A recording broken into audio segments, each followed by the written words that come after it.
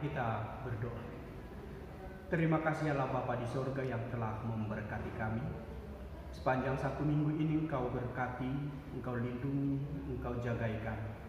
Dan kami boleh beribadah di hadapan-Mu. Ya Allah, kami akan mendengarkan firman-Mu. Penuhi kami dengan Roh Kudus-Mu, agar kami mampu memahami firman Tuhan dan melakukannya dalam kehidupan kami. Berbicaralah kepada kami telah siap mendengarkan-Mu. Di dalam Yesus Kristus kami berdoa. Amin. Bapak Ibu yang terkasih dalam Yesus Kristus, firman Tuhan menjadi khotbah dalam ibadah kita, diambil dari kitab Roma pasal 8 ayat 26 sampai 39. Demikian firman Tuhan. Demikian juga Roh membantu kita dalam kelemahan kita. Sebab kita tidak tahu bagaimana sebenarnya harus berdoa. Tetapi Roh sendiri berdoa untuk kita kepada Allah dengan keluhan-keluhan yang tidak terucapkan. Dan Allah yang menyelidiki hati nurani mengetahui maksud Roh itu, yaitu bahwa Ia sesuai dengan kehendak Allah berdoa untuk orang-orang kudus. Kita tahu sekarang bahwa Allah turut bekerja dalam segala sesuatu untuk mendatangkan kebaikan bagi mereka yang mengasihi Dia, yaitu bagi mereka yang terpanggil sesuai dengan rencana Allah.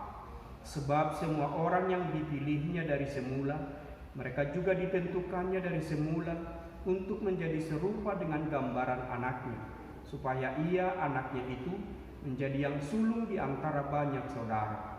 Dan mereka yang ditentukannya dari semula, mereka itu juga dipanggilnya. Dan mereka yang dipanggilnya, mereka itu juga dibenarkannya. Dan mereka yang dibenarkannya, mereka itu juga dimuliakannya.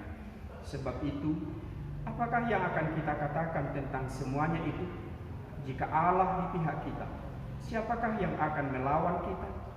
Ia yang tidak menyayangkan anaknya sendiri, tetapi yang menyerahkannya bagi kita semua, bagaimanakah mungkin Ia tidak mengaruniakan segala sesuatu kepada kita bersama-sama dengan Dia? Siapakah yang akan menggugat orang-orang pilihan Allah? Allah yang membenarkan mereka? Siapakah yang akan menghukum mereka?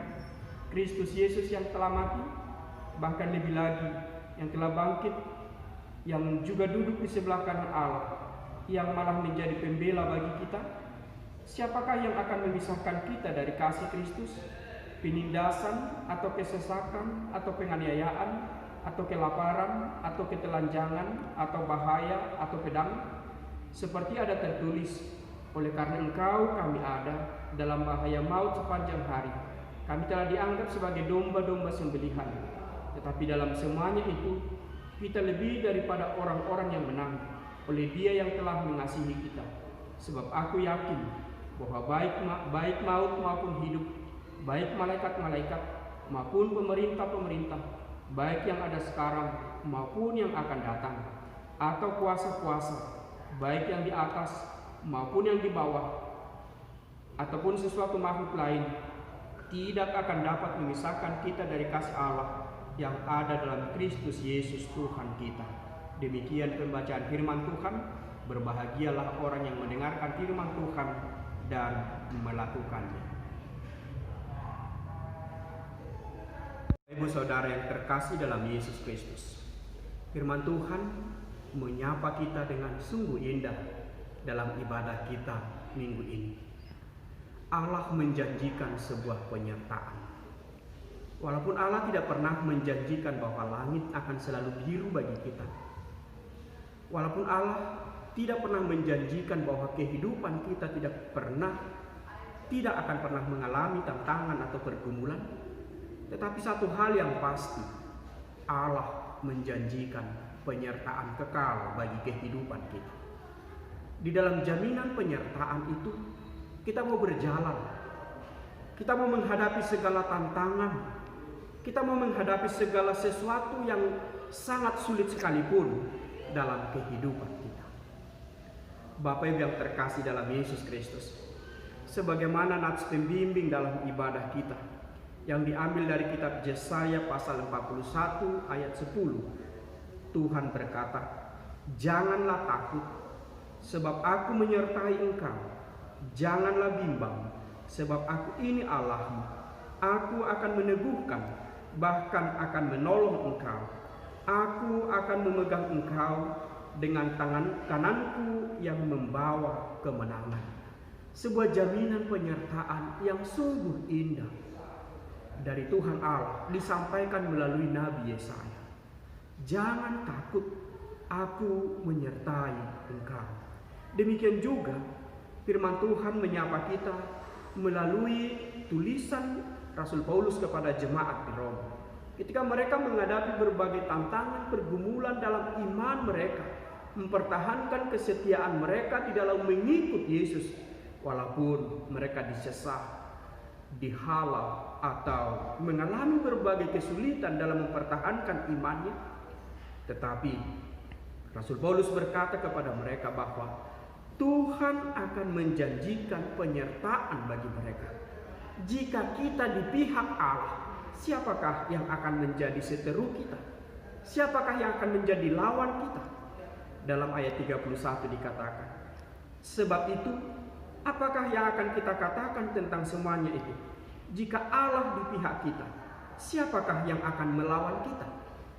Jika Allah berada di pihak kita, siapakah yang akan melawan kita? Apakah kerajaan-kerajaan yang ada di atas, di bawah, penguasa-penguasa yang ada di bumi ini, mungkinkah memisahkan kita dari kasih Allah? Bapak Ibu yang terkasih dalam Yesus Kristus, kita tidak akan pernah terpisah dari kasih Allah. Tuhan akan selalu menyertai kita. Sedangkan anaknya yang ia kasihi, Yesus Kristus, telah ia korbankan bagi kita demi keselamatan kita. Mungkinkah kita tidak akan dipedulikannya? Mungkinkah kita diabaikannya dalam segala pergumulan yang kita hadapi? Rasul Paulus berkata, sebab aku yakin baik maut maupun hidup, baik malaikat-malaikat maupun pemerintah-pemerintah, baik yang ada sekarang maupun yang akan datang, atau kuasa-kuasa, baik yang ada di atas maupun yang ada di bawah, atau sesuatu makhluk lain, tidak akan dapat memisahkan kita dari kasih Allah yang ada dalam Kristus Yesus Tuhan kita. Dalam situasi sulit yang kita hadapi saat ini, ketika virus corona menakutkan banyak orang, Tuhan Allah menjanjikan penyertaan bagi kita. Maka sebagaimana disampaikan oleh penulis kitab Mazmur pasal 23 ayat 4, Daud berkata dalam Mazmur 23 ayat 4, sekalipun aku berjalan dalam lembah kekelaman, aku tidak takut bahaya, sebab engkau besertaku, gadamu dan tongkatmu, itulah yang menghibur aku. Sekalipun aku berjalan dalam lembah kekelaman, aku tidak takut bahaya.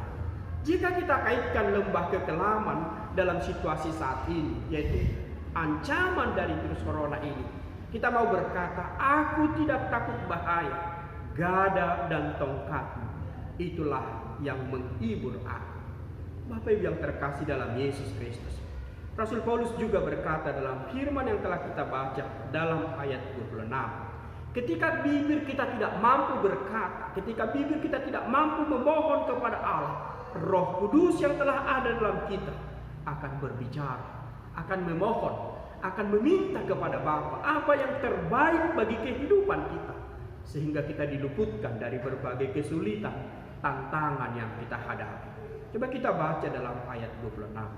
Demikian juga Roh membantu kita dalam kelemahan kita, sebab kita tidak tahu bagaimana sebenarnya harus berdoa, tetapi Roh sendiri berdoa untuk kita kepada Allah dengan keluhan-keluhan yang tidak terucapkan. Kita telah menerima Roh Kudus.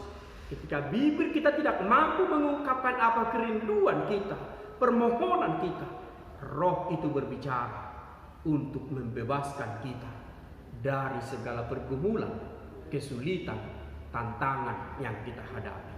Oleh karena itu Bapak Ibu yang terkasih dalam Yesus Kristus, percayalah kepada penyertaan Allah, percayalah kepada perlindungan Allah. Jangan khawatir, bahwasanya Allah bekerja sepanjang sejarah kehidupan manusia.